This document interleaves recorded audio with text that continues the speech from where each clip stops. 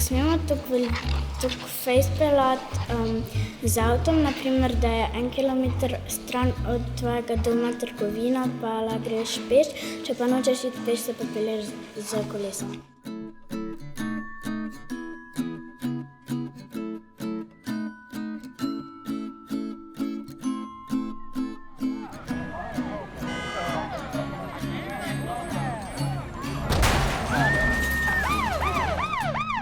Boljše se vozi z avtobusom kot z avtom, zato ker avtobus lahko prevozi 50 ljudi, pa samo en izpušni plin.